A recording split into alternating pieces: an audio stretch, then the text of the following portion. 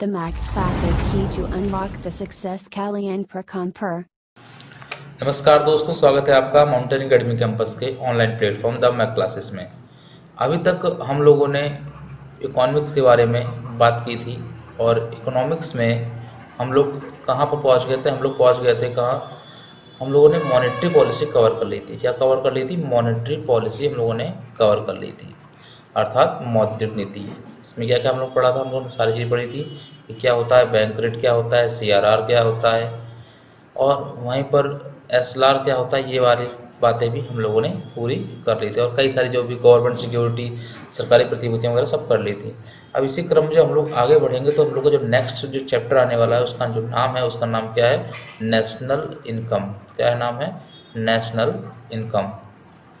इसी चैप्टर को हम लोग विस्तृत तरीके से हम लोग जानेंगे कि क्या होता है नेशनल इनकम और कहाँ कहाँ से इसके क्वेश्चन बन सकते हैं, ये हम लोग देखेंगे। इससे पहले हम लोग जान लेते हैं कि नेशनल इनकम होती क्या है और इसको हिंदी में क्या कहते हैं। इसको क्या कहते हैं? हिंदी में कहते हैं इसको राष्ट्रीय आय। इसको हिंदी में राष्ट्रीय आय कहते हैं। राष्ट्रीय आय को समझने के लिए क्या होता है राष्ट्र की आय? तो राष्ट्रीय आय मतलब होता है कि किसी भी देश की जो आय है वह क्या कहलाती है? वह राष्ट्रीय आय कहलाती है। तो बात करेंगे किस संदर्भ में? भारत के संदर्भ में। अच्छा, तो प्रश्न आता है कि भारत की इनकम कितनी है? भारत की इनकम कितनी है? क्या 10 रुपये है, 5 रुपये है, जैसे हम लोग की इनकम होती है, क्या वो इनकम है? तो नहीं, हम लोग देखेंगे कि भारत की इनकम को निकालने के लिए कई सारे उपकरण सामने आएंगे। कई सारे उपकरण सामने आएंगे। उन उपकरणों में जो प्रमुख रूप से सामने आ रहे हैं वो देखिए कौन कौन से हम लोग पढ़ेंगे। हम लोग आगे जाकर के एक पढ़ेंगे हम लोग GDP, एक पढ़ेंगे हम लोग GNP, फिर पढ़ेंगे NNP, फिर लास्ट में पढ़ेंगे नेशनल इनकम। कुछ एक्स्ट्रा चीज़ें भी पढ़ेंगे हम लोग। एक्स्ट्रा में क्या पढ़ेंगे हम लोग इसी के तहत कि क्या होती है per capita income. Per capita income इसे हिंदी में कहते हैं प्रति व्यक्ति आय। फिर हम लोग पढ़ेंगे कि एक्स्ट्रा चीज है इसी में, उसका नाम है, उसे कहते हैं ग्रीन GDP। ग्रीन GDP देखेंगे कि ग्रीन GDP क्या है। फिर हम लोग बात करेंगे कुछ प्रमुख संगठनों के बारे में। कुछ प्रमुख संगठनों के बारे में जैसे कि CSO के बारे में बात करेंगे NSSO के बारे में बात करेंगे। ये कुछ इम्पोर्टेंट है। फिर हम देखेंगे कि राष्ट्रीय आय जो हम लोग पढ़ रहे हैं तो इसका इतिहास क्या है, इसका हिस्ट्री क्या है। क्या राष्ट्रीय आय की जो गणना है क्या वर्तमान में की जा रही केवल, क्या इससे पूर्व क्या कभी इसकी जनगणना की गई या फिर नहीं की गई? तो यही सारे कॉन्सेप्ट को हम लोग आज पढ़ेंगे। तो जुड़िए हम लोग साथ में द मैथ्स में। आइए स्टार्ट करते हैं हम लोग राष्ट्रीय आय का चैप्टर। और इस राष्ट्रीय आय में हम लोग देखेंगे क्या कि जो पहला जो उपकरण है राष्ट्रीय आय की गणना करने का, अर्थात किसी भी देश की आय को जानने के लिए जो पहली जो उपकरण है वो हम लोग पढ़ने जा रहे हैं, उसका नाम क्या है बच्चों? उसका नाम है GDP। पूरा जो नाम होता है इसे कहते हैं हम लोग क्या? Gross domestic product. Gross domestic product. Hindi में क्या कहते हैं इसको? कहते हैं सकल घरेलू उत्पाद। एक शब्द है सकल, एक दूसरा घरेलू उत्पाद। सकल घरेलू उत्पाद, जैसे कि पहले तो छोटा सा मैप बन जाए।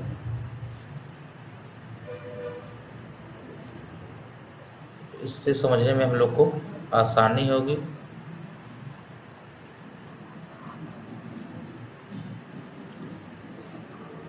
कि मान लीजिए कि ये जो इंडिया है, ये जो इंडिया है, इस देश की जो GDP है वो कितनी है, ये कैसे निकालेंगे? तो देखते हैं हम लोग क्या होता है। GDP सी को पढ़ने की कोशिश करते हैं कि सकल मतलब तो पहले मतलब होता है पूरा, घरेलू मतलब गृह या घर, उत्पाद मतलब जो प्रोडक्ट है, अर्थात भारत का जो GDP है वो कितना है इसके बारे में बात करेंगे।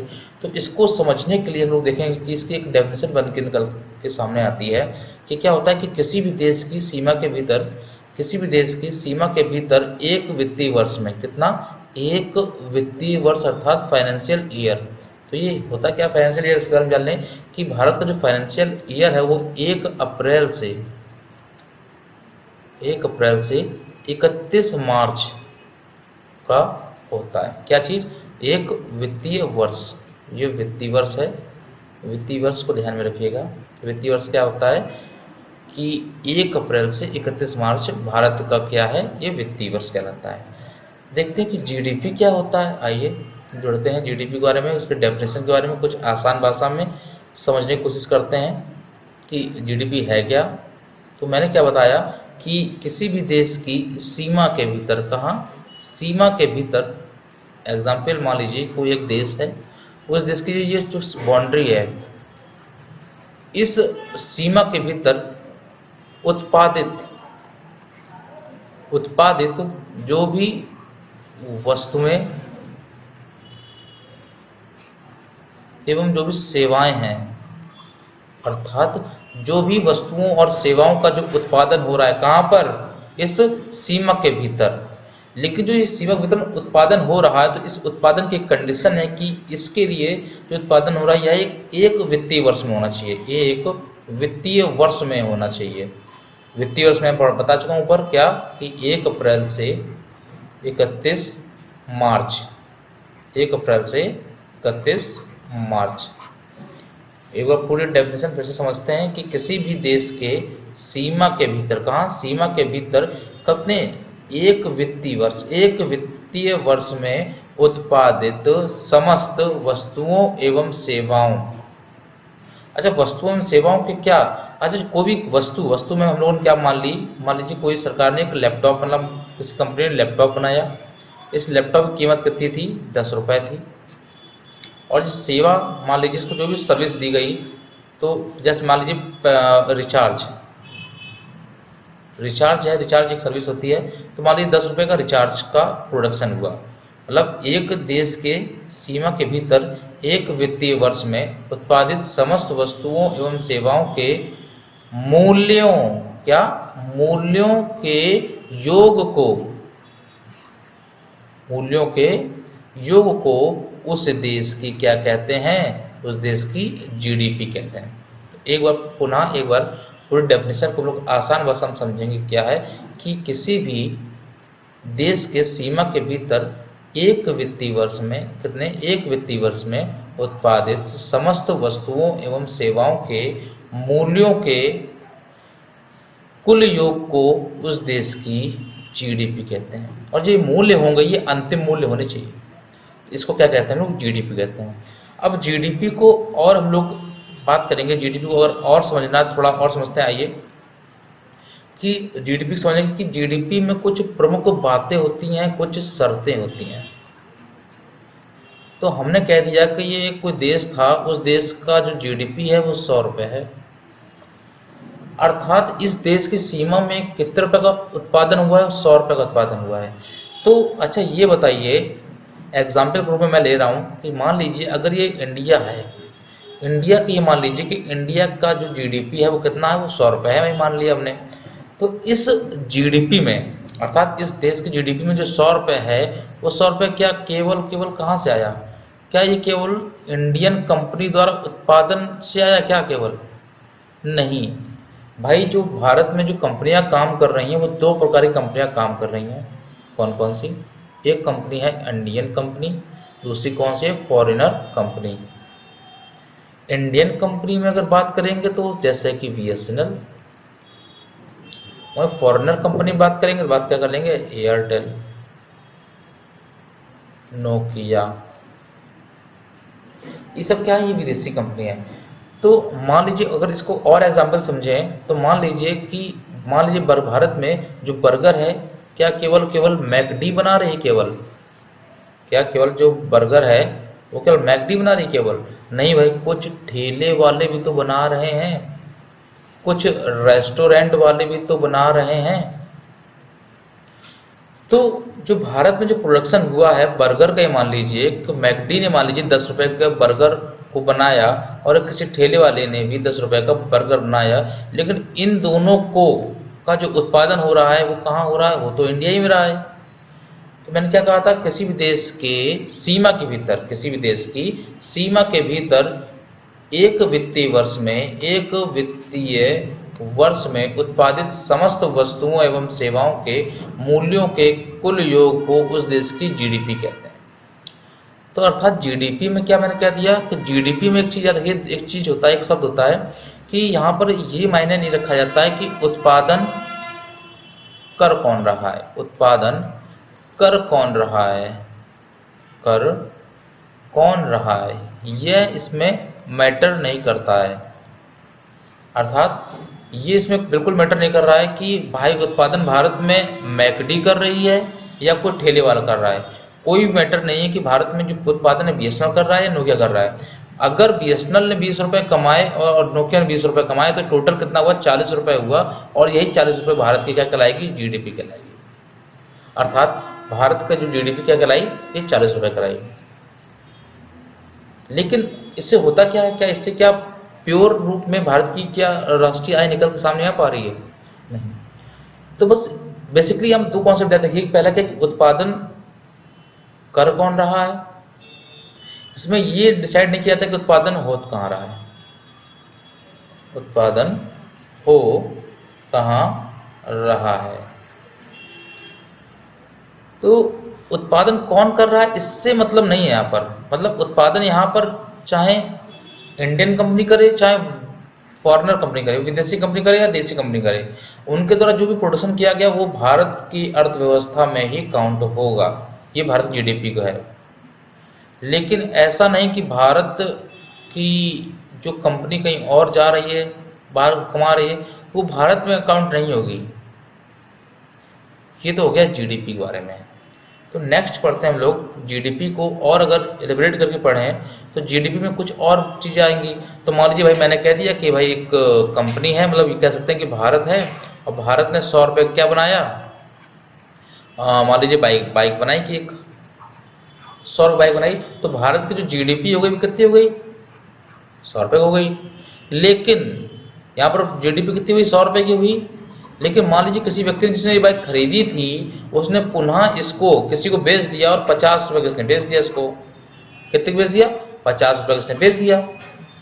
तो क्या अब हम ये भी प्रोडक्शन ही हुआ एक प्रकार से कह सकते हैं। तो क्या हम इस 50 रुपये को इसमें जोड़ेंगे, तो इसमें इस 50 रुपये को हम इसमें नहीं जोड़ेंगे। क्यों, क्योंकि जब भी जीडीपी की गणना होगी तो इस जीडीपी में कभी भी पुनर्बिकवाली शामिल नहीं होगी। क्या, पुनर्बिकवाली शामिल नहीं की जाती है। याद रखिएगा, क्वेश्चन आया कई बार कि जीडीपी में क्या पुनर्बिकवाली को शामिल किया जाता है, तो नहीं। तो अगर क्वेश्चन आया तो शांति से मना कर दीजिए कि जीडीपी में किसी भी प्रकार की पुनर्बिकवाली को शामिल नहीं किया जाता है। तो ऐसे क्या होगा, भारत का जो जीडीपी निकालने में दिक्कत आ जाएगी। नेक्स्ट पॉइंट एक और पढ़ते हैं हम लोग, ठीक है। ये तो हो गया कि पुनर्बिकवाली के बारे में। अब ये बात की जाए, एक शब्द आता है केयर इकोनॉमी, केयर इकोनॉमी। अगर बात आ जाए कि क्या भारत के जीडीपी में केयर इकोनॉमी को जोड़ा जाता है, तो क्या कहेंगे आप लोग, नहीं, केयर इकोनॉमी को हम लोग नहीं जोड़ते हैं। तो इससे पहले एक प्रश्न उठना चाहिए, क्या कि ये केयर इकोनॉमी भैया है क्या भला, पहले इसको ये जान लेना चाहिए। भाई ये हमने ये तो कह दिया कि भाई जीडीपी में ये केयर इकोनॉमी क्या काउंट नहीं होगी। तो दूसरा प्रश्न उठना चाहिए कि क्यों नहीं काउंट होगी नहीं चाहिए, और पहली बात तो ये है क्या। तो केयर इकोनॉमी ये कहते हैं भाई क्या है, तो भाई अगर आपको खाना खाना है, रेस्टोरेंट जाते हैं तो खाना खाते हैं रेस्टोरेंट में, तो आपको क्या कुछ पैसे को चार्ज करना पड़ता है। लेकिन मान लीजिए आप घर में हैं, कहाँ पर, घर में रहते हैं, और माँ ने हम लोगों को खाना बना के खिलाया, तो क्या माँ इसका चार्ज लेती है, क्या माँ इसका पैसा लेती है। भाई घर में घर बनना है, आपका घर बन रहा है, और उसमें दो भाइयों ने अगर उसमें सहयोग कर दिया, क्या कर दिया, सहयोग कर दिया, तो क्या पिताजी उन दो भाइयों को क्या पेमेंट करेंगे, नहीं। तो ये जो घरों को या निजी काम के लिए जो कार्य किए जा रहे हैं, जो वस्तुओं एवं सेवाओं का आदान प्रदान हो रहा है निजी कार्यों के लिए, तो यह किसी भी प्रकार से जीडीपी में काउंट नहीं होती है। और यही सारी जो चीज़ें हैं, घर माँ ने जो खाना बनाया, भाई के द्वारा जो मदद, ये सब किसके तहत आती है? ये आती है बच्चों किसमें? केयर इकोनॉमी के तहत, केयर इकोनॉमी के तहत। तो अब हम लोग समझ गए ना कि माँ के द्वारा जो खाना बनाया गया उसका कोई पेमेंट तो हुआ नहीं है। तो पेमेंट नहीं हुआ तो क्या इसको हम लोग जीडीपी में जोड़ेंगे? तो जीडीपी में इसको हम लोग नहीं जोड़ेंगे। ये तो रही इतनी बात। अब बात करेंगे कि भाई जीडीपी से हम लोग क्या बता सकते हैं? भाई जीडीपी के द्वारा हम लोग किसी भी देश की अर्थव्यवस्था का आकार बता सकते हैं। किसी भी देश की अर्थव्यवस्था का आकार बता सकते हैं। फिर वहीं अगर कहा जाए कि विश्व में नंबर 1 अर्थव्यवस्था कौन सी है? विश्व में नंबर 1 अर्थव्यवस्था कौन सी है? किसके मामले पर? जीडीपी के मामले में। तो हम लोग देखेंगे कि निकल के आता है सबसे नंबर 1 पे आता है वो यूएसए आता है। यूएसए आता है नंबर 1 पर आता है। और जो इसकी जो अर्थव्यवस्था का जो आकार है लगभग 20.5 ट्रिलियन 20.5 ट्रिलियन की इकोनॉमी है। कहाँ की? यूएसए की। अगर नंबर 2 की बात करें तो हम लोग देखते हैं कि चाइना अपना स्थान रखता है। और जो चाइना की जो इकोनॉमी है वो लगभग 13.5 ट्रिलियन है। अगर बात करें तीसरे नंबर की तो तीसरे नंबर पे आता है जापान।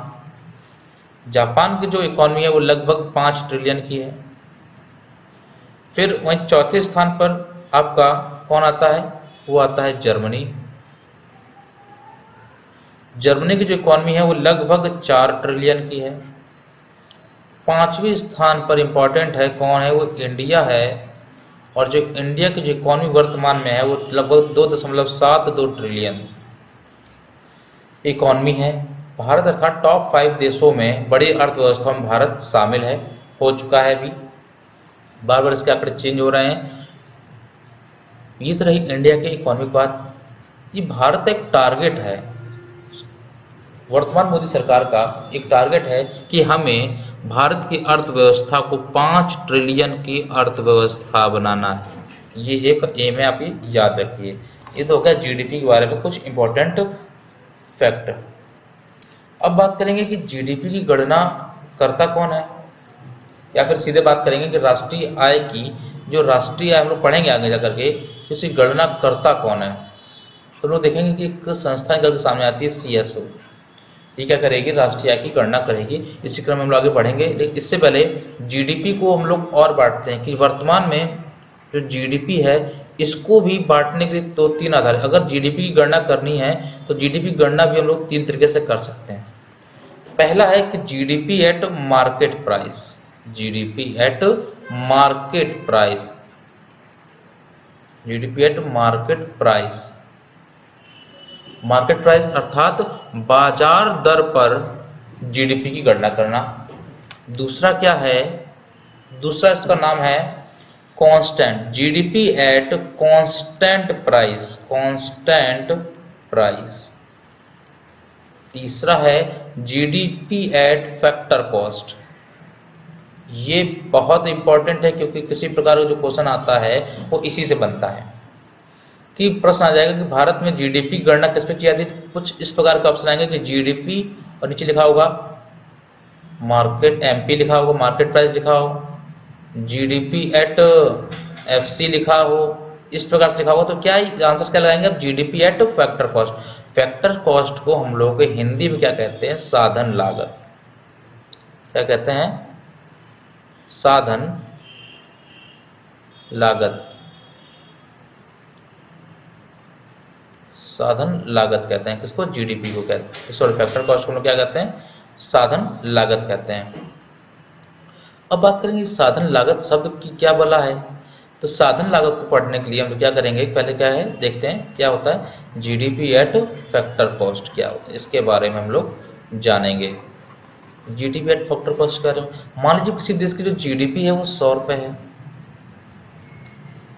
अब इस 100 रुपये की जीडीपी है, तो यदि इस जीडीपी में हम लोग क्या करें, अगर हम लोग अप्रत्यक्ष करों को हटा दें, अप्रत्यक्ष करों को माइनस कर दें, क्या कर दें? माइनस कर दें। क्यों? जो टैक्स होते हैं वो किसी भी देश की जीडीपी को बढ़ाते हैं, वास्तविक नहीं होता है, वो बढ़ा देते हैं। तो ये जब भी हम लोग जीडीपी में, जीडीपी मतलब होता क्या है, कितना प्रोडक्शन हुआ, उस प्रोडक्शन में जब भी हम लोग टैक्स हटा दें एवं उसमें हम लोग परिधान को जोड़ दें, परिधान को जोड़ दें अर्थात इसको कहते हैं सब्सिडी।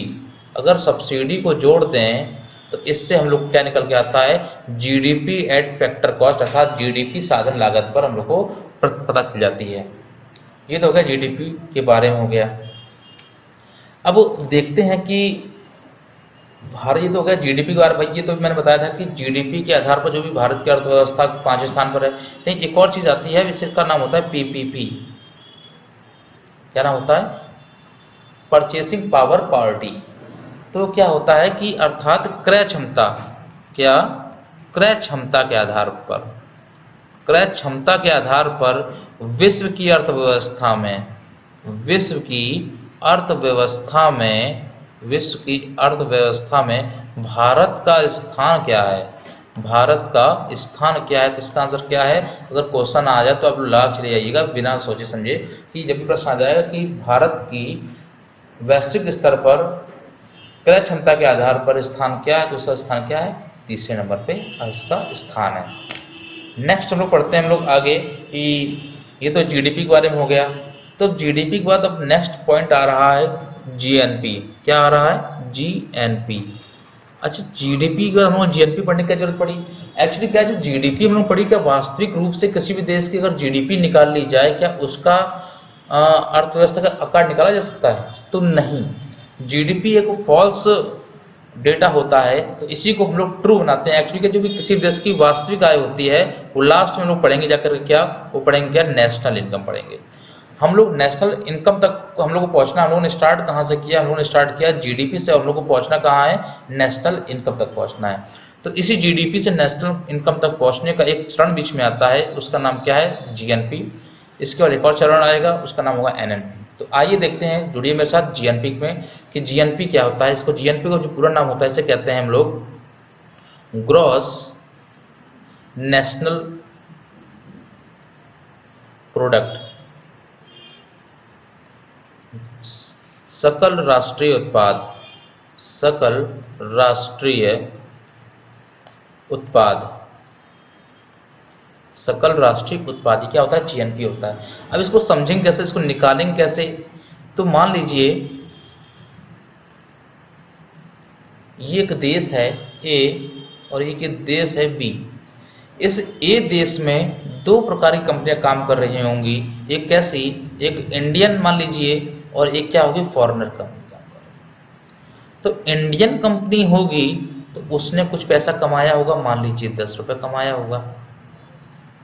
कोई विदेशी कंपनी होगी, उसने मान लीजिए 5 रुपये कमाया होगा। भाई भारत की जो अर्थव्यवस्था वो कैसी है? भारत 1991 के बाद कैसे हो गई थी? वो खुली अर्थव्यवस्था हो गई थी, क्योंकि भारत में एलपीजी का कॉन्सेप्ट आ गया था नरसिम्हन राव मॉडल के तहत। तो बात करेंगे कि जीएनपी होता क्या, तो मैंने क्या बताया कि जो ए देश है, इस ए देश में दो प्रकार की कंपनियां काम कर रही हैं, एक इंडियन मान लीजिए और एक क्या, फॉरेनर, अर्थात देशी कंपनी या विदेशी कंपनी। मान लीजिए इस देश में, इस देश का नाम मैं लिख दे रहा हूँ। मान लीजिए ये जो देश है इसका नाम क्या है? इसका नाम है इंडिया। इस इंडिया देश में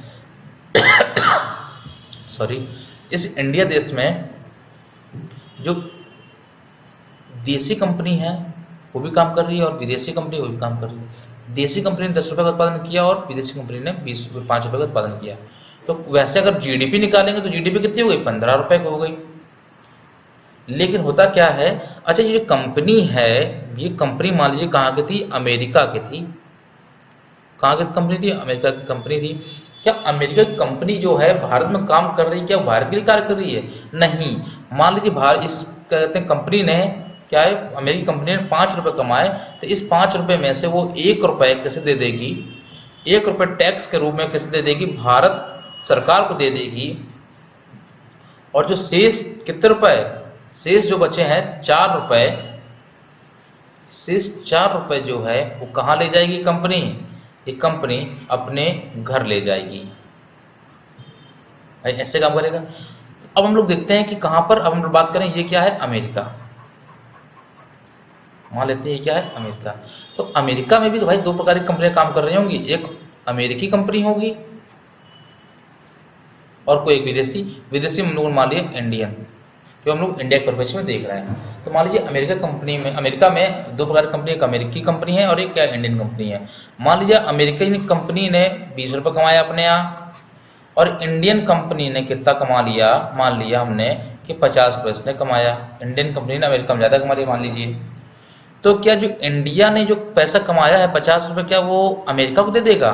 नहीं, ये क्या करेगा, इस 50 रुपये में से कुछ थोड़ा सा हिस्सा मान लीजिए 5 रुपये या 10 रुपये, कितना 5 रुपये या 10 रुपये क्या करेगा, ये किसे दे देगा, अमेरिका को दे देगा।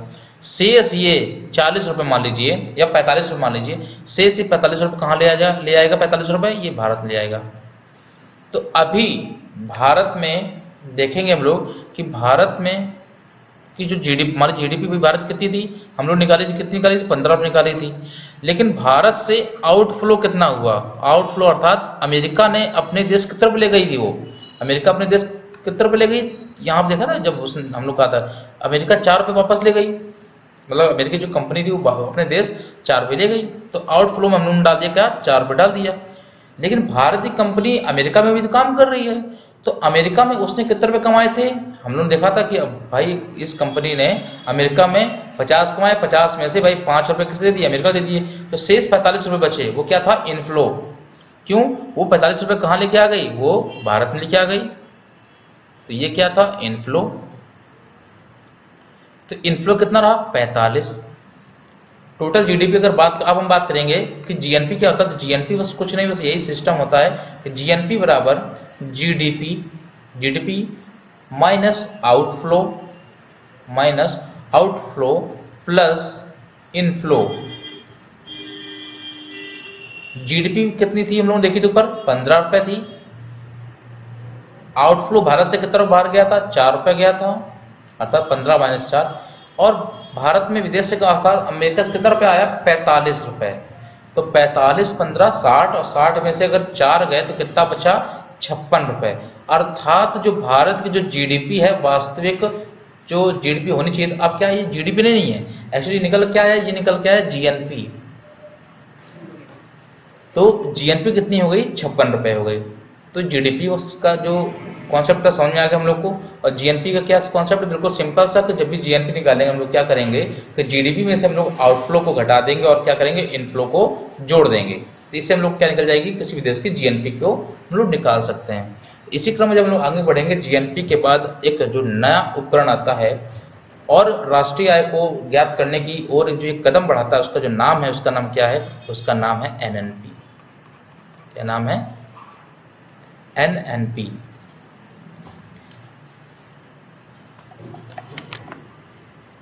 तो एनएनपी का जो पूरा नाम होता है वो क्या नाम होता है, नेट नेशनल प्रोडक्ट।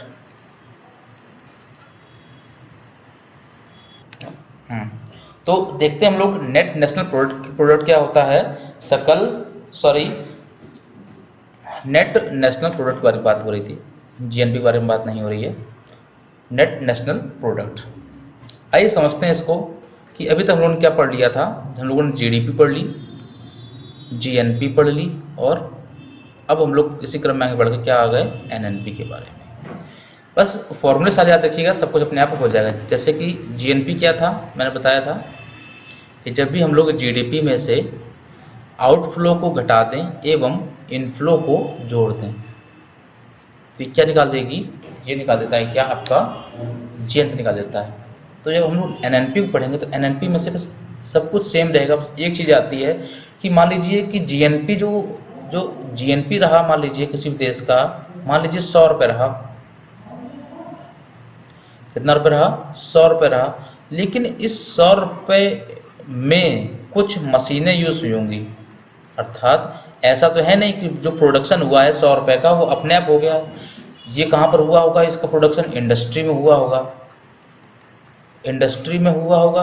और तो इंडस्ट्री में क्या लगती हैं, इंडस्ट्री में लगती क्या है, मशीनें लगती हैं। अच्छा, मशीनों की क्या होती है, एक लाइफ होती है, उस लाइफ के बाद क्या करती हैं, वो डेड कर जाती हैं और क्या हो जाती हैं, खराब हो जाती हैं। तो बस एनएनपी बस कुछ नहीं, यही है कि जब भी जीएनपी में से हम लोग मशीनों के हास को, जिसको डिप्रिसिएशन को हम लोग क्या करें, लॉस कर दें या लेस कर दें। जब भी हम लोग जीएनपी में से क्या कर दें, जो मशीनी हास घटा दें, मशीनी हास घटा देते हैं, तो इससे हम लोग को क्या निकल के सामने आ जाता है, वो निकल के आ जाता है एनएनपी निकल के सामने आ जाता है। क्या निकल के आ जाता है, एनएनपी सामने आ जाता है। ये तो हो गई एनएनपी को सिंपल सा मतलब हो गया है एनएनपी में। अब अगर एनएनपी का अगर पूरा फॉर्मूला बनाया जाए तो एनएनपी का फॉर्मूला कुछ इस प्रकार से बनेगा, क्या, एनएनपी बराबर जीडीपी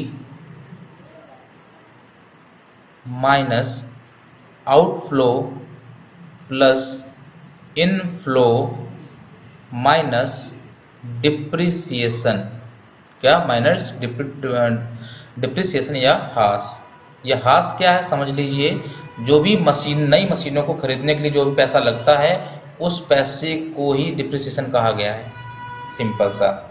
अब आगे देखते हैं हम लोग इसी क्रम, जब एनएनपी के बाद जो आगे बढ़ेंगे तो अब हम लोग आते हैं किसमें, नेशनल इनकम के बारे में आएंगे हम लोग। इसके नेशनल इनकम के बारे में हम लोग पढ़ेंगे कि क्या होता है नेशनल इनकम। इसी नेशनल इनकम बिल्कुल आसान भाषा में समझेंगे हम लोग, बिल्कुल आसान भाषा में, बस सिंपल सा फॉर्मूला और कुछ नहीं।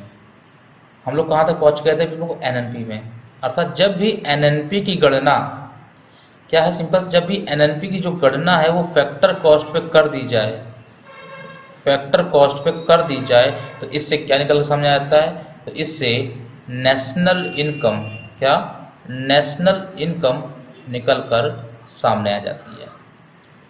अब कहें कैसे, पहले फॉर्मूला निकाल बना लेते हैं पूरा, कि जो नेशनल इनकम बराबर क्या, कि GDP minus outflow plus inflow minus depreciation. मैंने कहा फैक्टर कॉस्ट, और फैक्टर कॉस्ट में ऊपर बता चुका हूँ फैक्टर कॉस्ट क्या होता है। इसमें क्या किया जाता है, इसमें जो आपका जो अप्रत्यक्ष कर है, क्या, इनडायरेक्ट टैक्स जो है, इनडायरेक्ट टैक्स है, उसको घटा देते हैं एवं उसमें सब्सिडी को जोड़ दिया जाता है। तो यही क्या होता है, पूरा राष्ट्रीय आय का फॉर्मूला होता है। कई बार क्वेश्चन आया हुआ है राष्ट्रीय आय के फॉर्मूला से, तो ये क्या होता है, राष्ट्रीय आय होता है।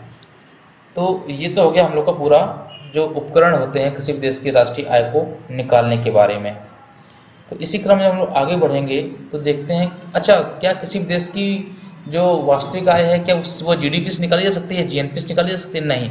जो किसी भी देश की जो वास्तविक आय का जो आकलन किया जाता है वो उस देश के प्रति व्यक्ति आय से किया जाता है। प्रति व्यक्ति आय जो प्रमुख आधार होता है किसी भी देश की आय का, वो क्या होता है, वो प्रति व्यक्ति आय होता है, अर्थात पर कैपिटा इनकम होता है, पर कैपिटा इनकम होती है। अब प्रति व्यक्ति आय के बारे में अगर बात करेंगे कि इसका इतिहास क्या रहा है प्रति व्यक्ति आय का, तो हम लोग देखेंगे कि सर्वप्रथम हुआ क्या था। आपने एक नाम सुना होगा किसका, दादा भाई नौरोजी का, सुना है ना? तो क्या इसका दादा भाई नौरोजी का नाम सुना होगा। तो इन्होंने 1868 में इनकी एक बुक थी, उसका नाम क्या था, पॉवर्टी। इनकी बुक था poverty and un British rule in India. पहला प्रश्न आ जाएगा, कई बार क्वेश्चन आया हुआ है कि poverty and un British rule in India किसकी बुक है, तो किसकी है, वो दादा भाई नौरोजी। किसकी, दादा भाई नौरोजी।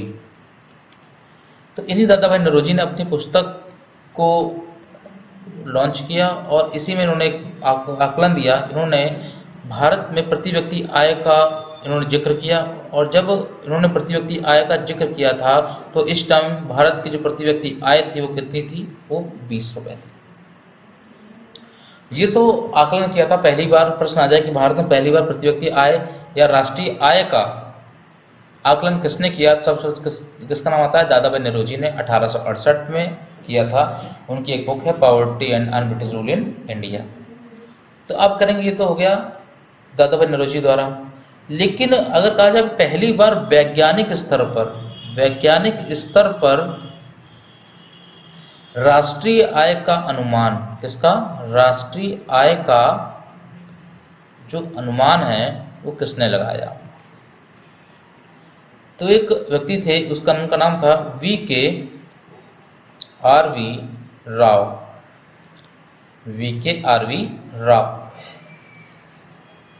इन्होंने क्या किया, पहली बार 1931 में और 32वें सेशन में पहली बार इन्होंने वैज्ञानिक स्तर पर राष्ट्रीय आय का आकलन किया, और इन्होंने इस टाइम बताया कि भारत की जो पर कैपिटा इनकम है, इन्होंने बताया वो कितनी है, वो है 32 रुपये। इन्होंने बताया कि जो भारत की जो प्रति व्यक्ति आय है वो कितनी है, 32 रुपये।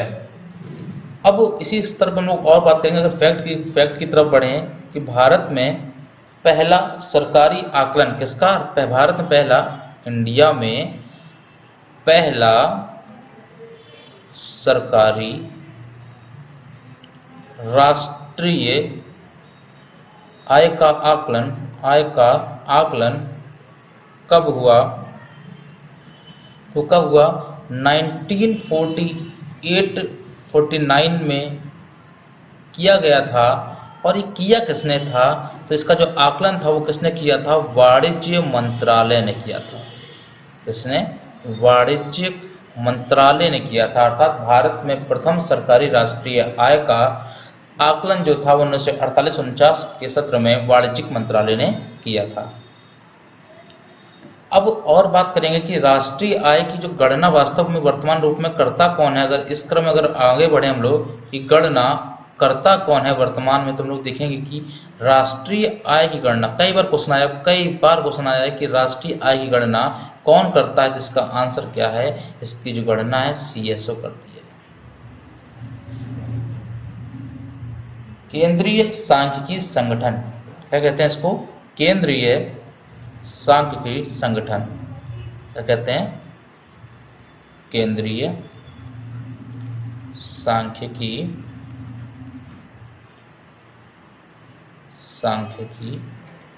संगठन, सेंट्रल स्टैटिस्टिकल ऑर्गेनाइजेशन। ये इन्होंने क्या किया, पहली बार राष्ट्रीय आय गणना की। हम लोग यही राष्ट्रीय गणना करते हैं वर्तमान में भी। अब इसी क्रम में हम लोग आगे बढ़ेंगे कि इसी CSO ने पहला जो अपना वाइट पेपर है, कई बार क्वेश्चन आया है कि CSO ने पहली बार श्वेत पत्र कब जारी किया, तो इन्होंने कब किया था, 1956 में किया था। ये तो हो गई थी बात। तो ऐसे में एक मुद्दा उठ के आता है कि राष्ट्रीय आय जो हम लोग ज्ञात करते हैं प्रति वर्ष, इसकी जो गणना करते हैं, तो इसका आधार क्या है, तो राष्ट्रीय आय का जो आधार होता है वह क्या होता है, वह एक आधार वर्ष होता है। क्या होता है, आधार वर्ष होता है। अच्छा, कौन सा आधार वर्ष, प्रारंभ में राष्ट्रीय आय की गणना के लिए जो आधार वर्ष जो चूज किया गया था वह 1960 से 61 का था पहली बार। जब सेकंड टाइम जब आधार वर्ष की बात हुई जिससे राष्ट्रीय आय की गणना की जाने लगी, वह आधार वर्ष था 2000 से 2005। वर्तमान में महत्वपूर्ण है, इंपॉर्टेंट है, याद रखिएगा, ये क्वेश्चन आएगा कि वर्तमान में भारत का जो बेस ईयर है, बेस ईयर बोल लीजिए या फिर आधार वर्ष कह लीजिए, क्या आधार वर्ष, वह क्या है, 2011-12। ये इंपॉर्टेंट क्वेश्चन है कि वर्तमान में आधार वर्ष क्या है राष्ट्रीय आय का, वो है क्या, 2011-12। ये तो रही इतनी बात। तो इसी क्रम में जब हम लोग आगे बढ़ेंगे कि प्रश्न आता है कि किसी भी देश की वास्तविक आय का जो अंदाजा किसने लगाया था, तो याद रखिएगा, लिख दीजिए, तुरंत टिक मार चले जाइएगा, प्रति व्यक्ति आय से किसी देश की राष्ट्रीय आय का अंदाजा लगाया जाता है। तो अब लेकिन अब इसकी राष्ट्रीय आय का अगर हम लोग इतिहास के बारे में बात करें, थोड़ा सा इतिहास के बारे में बात करें, कि राष्ट्रीय आय होगी क्या, ये इसका डिस्कशन कब हुआ, तो ये बता दें कि 1949 में एक राष्ट्रीय आय समिति गठित हुई थी। राष्ट्रीय आय समिति गठित हुई थी और इस राष्ट्रीय आय समिति ने कह दिया कि राष्ट्रीय आय क्या होगा। इन्होंने इसकी एक परिभाषा दी, राष्ट्रीय आय क्या होगा, तो इन्होंने एक परिभाषा दी। इन्होंने बताया कि किसी अवधि विशेष में, क्या, किसी अवधि विशेष में, अवधि विशेष में उत्पादित वस्तु एवं सेवाओं की मात्रा को दो बार गिने बिना मापा जाना क्या कहलाएगा, राष्ट्रीय आय कहलाता है, राष्ट्रीय आय कहलाता है। ये जो डेफिनेशन थी किसकी तरफ से दी गई थी, वो दी गई थी किसकी तरफ से, राष्ट्रीय आय समिति, जो कि 1949 में गठित हुई थी। इन्होंने सिंपल से कह दिया कि भाई ऐसा नहीं कि भाई अगर मान लीजिए कोई एक देश है, उस देश ने अगर एक पेन बनाया और उस पेन की कीमत 10 रुपये थी, तो इस हिसाब से उसकी जो राष्ट्रीय आय होनी चाहिए थी, कितनी होनी चाहिए थी, वो होनी चाहिए थी 10 रुपये। लेकिन भाई 10 रुपये का पेन था, लेकिन इसको हमने 5 बार काउंट कर लिया, तो क्या ये 50 रुपये हो जाएगा, नहीं। तो उन्होंने कह दिया कि किसी भी चीज को 2 बार ना गिना जाए, केवल 1 बार गिना जाए, तो वह क्या होगा, राष्ट्रीय आय होगा। और विशेष अवधि को यहाँ पर उन्होंने जो मेंशन किया था, वो जो विशेष अवधि थी उससे एक नाम दिया गया था 1 फाइनेंशियल ईयर, अर्थात एक वित्तीय वर्ष जो कहा गया। और उस वित्तीय वर्ष का जो पीरियड था वो क्या था, 1 अप्रैल से 31 मार्च। ये हम लोग पढ़ चुके हैं। तो ये तो रही इतनी बात। अब ऐसे में अगर बात करेंगे कि प्रति व्यक्ति आय भारत में मैक्सिमम कहाँ है और मिनिमम कहाँ है, तो भारत में जो प्रति व्यक्ति आय है वह दिल्ली की सर्वाधिक है, और वहीं बात करें सबसे कम, तो सबसे कम कहाँ की है, वो बिहार की है। ये तो हुई इतनी बात। अब देखते हैं कि इसमें से क्या कोई क्वेश्चन छूट रहा है हम लोगों का, क्या हम लोगों को पूरा हम लोग पढ़ चुके हैं नेशनल इनकम। तो इसको एक बार पूरा रिवाइज करा रहा हूँ एक बार फिर से, जरा 2 मिनट में पूरा, कि हम लोगों ने कहाँ से स्टार्ट किया था। हम लोगों ने बात की थी कि नेशनल इनकम को हम लोग को पढ़ना था, नेशनल इनकम पढ़ना था, और नेशनल इनकम को पढ़ने के साथ साथ हम लोगों ने पहले क्या बताया था कि इसको निकालने के लिए, किसी भी देश की राष्ट्रीय आय को निकालने के लिए उससे कई सारे उपकरण होते हैं। तो उन उपकरणों में पहला क्या था, जीडीपी, दूसरा था जीएनपी और एनएनपी और नेशनल इनकम। जीडीपी क्या था, मैंने बताया था कि किसी भी देश की सीमा के भीतर एक वित्तीय वर्ष में कितना, एक वित्तीय वर्ष में उत्पादित समस्त वस्तुओं एवं सेवाओं के मूल्यों के कुल योग को उस देश का क्या कहते हैं, जीडीपी कहते हैं। ये तो जीडीपी की डेफिनेशन हो गई थी। फिर मैंने बताया था कि जो जीडीपी थी, जीडीपी को भी निकालने के लिए जीडीपी के कुछ आधार थे, जीडीपी के कुछ आधार थे। उसमें मैंने बताया था, जैसे यहाँ लिखा हुआ है कि जीडीपी में हम लोग कभी भी पुनर्बिक्वाली को कंक्लूड नहीं करेंगे, जीडीपी में कभी हम लोग कंक्लूड नहीं करेंगे पुनर्बिक्वाली को। वही मैंने कहा था कि हम लोग जीडीपी में कभी भी केयर इकोनॉमी को कभी भी क्या नहीं करेंगे, इंक्लूड नहीं करेंगे। फिर हम लोगों ने जीडीपी के आधार पर वैश्विक स्तर की जो भी अर्थव्यवस्थाएं हैं वो हम लोग जाने कि नंबर 1 पे कौन सा, हमने कहा था नंबर 1 पे यूएसए है, अमेरिका है, अपनी 20.5 ट्रिलियन के साथ में विश्व में नंबर 1 पर बना हुआ है। नंबर 2 पे हम लोगों ने देखा कि जो चाइना है वो 13.5 ट्रिलियन इकोनॉमी के साथ दूसरे नंबर पे है। वहीं पर जो भारत है वो 5वें स्थान पर है 2.72 ट्रिलियन के साथ पर, और इसका जो लक्ष्य है अगला वो है कि 5 ट्रिलियन की इकोनॉमी को अब बनना। फिर मैंने बताया कि जो जीडीपी की जो गणना है वो कौन करता है, सीएसओ करता है, सब छोड़ दीजिए। फिर मैंने कहा था जो जीडीपी है इसको निकालने के 3 आधार थे, मार्केट प्राइस, फैक्टर कॉस्ट और एक कांस्टेंट प्राइस। तो फैक्टर कॉस्ट में हम लोग का इंपॉर्टेंट है, इसलिए हम लोग उसके बारे में पढ़ा था कि जब भी हम लोग जीडीपी को हम लोग फैक्टर कॉस्ट पर निकालते हैं तो इसमें होता क्या है। तो जीडीपी को फैक्टर कॉस्ट में निकालने पर ही होता है क्या है, जब हम लोग जीडीपी में अप्रत्यक्ष करों को हटा दें और सब्सिडी को जोड़ दें तो ऐसे हम लोग को क्या मिल जाता है, जीडीपी एट फैक्टर कॉस्ट मिल जाता है। फिर मैंने बताया था कि पीपीपी के आधार पर अर्थात क्रय क्षमता के आधार पर भारत विश्व की तीसरी क्या है अर्थव्यवस्था है। सिंपल समझ लीजिए कि अगर किसी भी प्रकार का अगर किसी को कोई बर्गर खाना है तो बर्गर जो है वो भारत में सस्ता मिलेगा, लेकिन अन्य देशों में क्या मिलेगा, महंगा मिलेगा।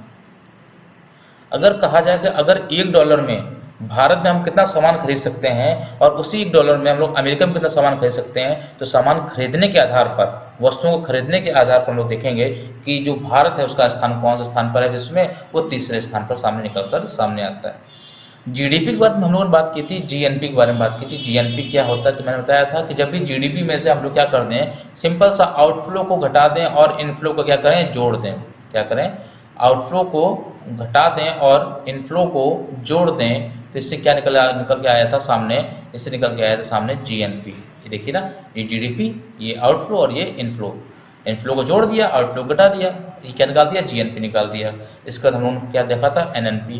कुछ नहीं था, जब भी एनएनपी में से मैंने कहा था, जब भी एनएनपी में से डिप्रिसिएशन को घटा दीजिए तो आपको अपने आप क्या मिल जाएगा, आपको इससे क्या मिल जाएगा, नेट नेशनल प्रोडक्ट मिल जाएगा आपको। अब एनएनपी की को अब हमको निकालना क्या, मेन हम लोग पहुंचना राष्ट्रीय आय भी था। तो राष्ट्रीय आय क्या था, मैंने बताया था कि जब भी एनएनपी की गणना फैक्टर कॉस्ट पर कर दी जाए, साधन लागत पर कर दी जाए, साधन लागत पर कर दी जाए, तो इससे क्या निकल आएगा, किसी देश की राष्ट्रीय आय की गणना निकल आएगी।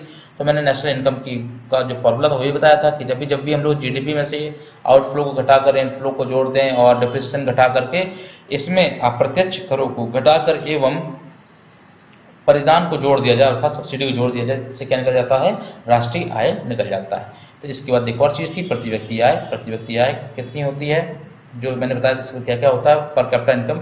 इसको निकालने का एक तरीका होता है, वो मैंने बताया क्या होता है। किसी भी देश की अगर प्रति व्यक्ति आय निकालना है तो क्या निकालेंगे, उस देश की कुल आय निकालेंगे और उस आय में से उस देश की अगर जनसंख्या का भाग दे दिया जाए तो इससे हम लोग क्या मिल जाएगा, प्रति व्यक्ति आय सामने निकलकर सामने आ जाएगी। तो ये तो हो गई इतनी बात।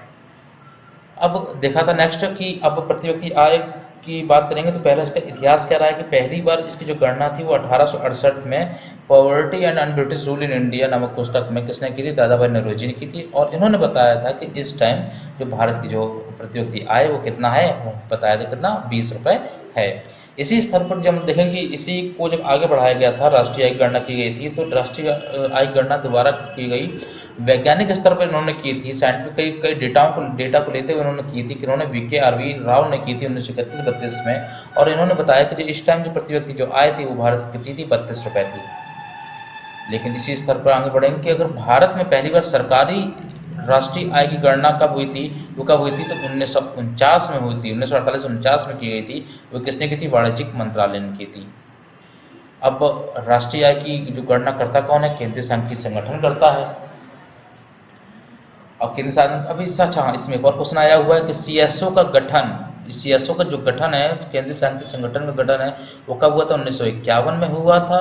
और साथ ही इसका जिसका जो हेडक्वार्टर है वो कहाँ पर है, न्यू दिल्ली में। इसका केंद्रीय सांख्यिकी एवं संगठन मंत्रालय का जो भी इसका जो है वो कहाँ पर है, दिल्ली में इसका हेडक्वार्टर है।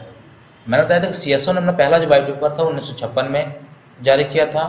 फिर मैंने बताया कि राष्ट्रीय आय का जो गणना का जो आधार होता है वो क्या होता है, आधार ही आधार वर्ष होता है। और इस ऐसे आधार वर्ष 3 आ चुके हैं। पहला आधार वर्ष क्या था, 1960-61 में था। दूसरा था 2004 से 5 का आधार वर्ष है। तो वर्तमान में जो आधार वर्ष वो कौन सा है, 2011-12 का जो आधार वर्ष है।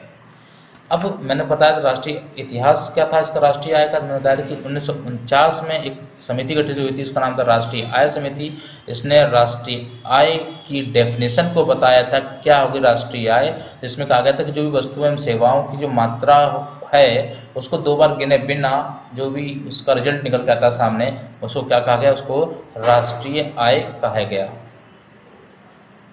फिर इसी में एक और चीज़ है कि वित्तीय वर्ष में बता दें भारत का जो वित्तीय वर्ष कितना है, 1 अप्रैल से 31 मार्च के मध्य का क्या है, भारत का वित्तीय वर्ष कहलाता है। अब हम लोग और इसी क्रम में आगे बढ़ लेंगे। अब पढ़ेंगे हम लोग नेक्स्ट क्लास में जो भी पढ़ना है हम लोग को। अब हम लोग को जो ये तो नेशनल इनकम का जो पूरा चैप्टर है वो कंप्लीट हो गया। अब आप लोग क्या करिएगा, इसका क्वेश्चन लगाइएगा, जो क्वेश्चन ना है वो पूछिएगा। अब नेशनल इनकम के बाद में अब हम लोग पढ़ेंगे, इसके बाद हम लोग पढ़ेंगे फिजिकल पॉलिसी अर्थात राजकोषीय नीति क्या होती है, राजकोषीय नीति क्या होती है। तो राजकोषीय नीति को पढ़ेंगे हम लोग बिल्कुल आसान भाषा में कि राजकोषीय नीति होता क्या है। किसी भी देश की जो अर्थव्यवस्था होती है, अर्थात जो भी सरकार होती है, सरकार के जो आय एवं व्यय होते हैं, आय एवं व्यय, भाई किसी भी देश की जो सरकार होगी वो सरकार की कुछ आय होगी, व्यय होगी। तो राजकोषीय नीति करती क्या है, उस देश की जो सरकार है, सरकार की आय को बढ़ाती है और व्यय को प्रबंधित करती है। क्या करती है, प्रबंधित करती, कम नहीं करती है, प्रबंधित करती है कि व्यय कहाँ होना चाहिए, कहाँ नहीं होना चाहिए। तो वो सब जो कारण है हम लोग जो भी इसके बारे में बात करेंगे, कहाँ बात करेंगे, राजकोषीय नीति के बारे में बात करेंगे। फिर हम लोग बात करेंगे इसी में ही कि राष्ट्र की जो राजकोषीय नीति के तहत सरकार की आय कौन कौन कहाँ कहाँ से होती है और व्यय कहाँ कहाँ से होती है। तो आय में हम लोग देखेंगे कि दो चीज़ें सामने निकल कर आएंगी। क्या, एक आएगी राजस्व आय, एक निकल के आएगा क्या, पूंजीगत आय। ऐसे ही सरकार के दो खर्चे भी होंगे, एक राजस्व व्यय और दूसरा क्या होगा, पूंजीगत व्यय होंगे। फिर ऐसे में हम लोग आगे बढ़ेंगे कि जो सरकार के कुछ घाटे होंगे, तो सरकारी घाटों के बारे में बात करेंगे, प्राथमिक घाटा, मौद्रिक घाटा, इस प्रकार से प्रभावी घाटा, प्रभावी राजस्व घाटा, इन सब के बारे में हम लोग विस्तृत रूप से चर्चा करेंगे। तो ये तो रहा आज की क्लास हम लोग की राष्ट्रीय आय पर। उम्मीद करता हूँ आप लोग समझ में आया होगा और आप लोग दोबारा इसको देखिए, अगर एक बार समझ नहीं आ रहा है पूरा वीडियो देखिए। ऐसा नहीं कि आपने चेक करने के लिए कहीं से उठाया करें क्या ये पढ़ा रहे हैं क्या नहीं पढ़ा रहे। भाई ये समझ में तभी आएगा जब आप पूरा वीडियो विस्तृत रूप से देखेंगे। तो हम लोग जल्द से जल्द कोशिश करेंगे कि ये आपकी इकोनॉमिक्स खत्म हो जाए और इसी क्रम में हम लोग ज्योग्राफी को आगे बढ़ाने जा रहे हैं और करंट अफेयर्स को, जो नई श्रृंखला है इस करंट अफेयर्स स्टार्ट करने जा रहे हैं हम लोग। करंट अफेयर्स के नोट्स आप लोग क्या करिएगा, उसको आप लोग कॉपी में विधिवत रूप से आप करते रहिएगा करंट अफेयर्स को। तो ये तो रहा आज का राष्ट्रीय आय पर जो भी चर्चा थी। नेक्स्ट क्लास में हम लोग मिलेंगे राजकोषीय नीति के साथ। तो तब तक के लिए जुड़े रहिए हमसे, देखते रहिए द मैथ क्लासेस। और जिसने भी अभी तक चैनल को सब्सक्राइब नहीं किया सब्सक्राइब कर ले, इसमें आपको फ़ायदा है। और जो भी किसी प्रकार की कोई भी आपको दिक्कत है तो आप कमेंट बॉक्स में कमेंट कर सकते हैं, पूछ सकते हैं, कोई भी सवाल पूछ सकते हैं, कोई भी जानकारी कर सकते हैं आप लोग। और जो नीचे डिस्क्रिप्शन बॉक्स में अगर जो नंबर दिए उस पर आप लोग कॉल करके पता कर सकते हैं।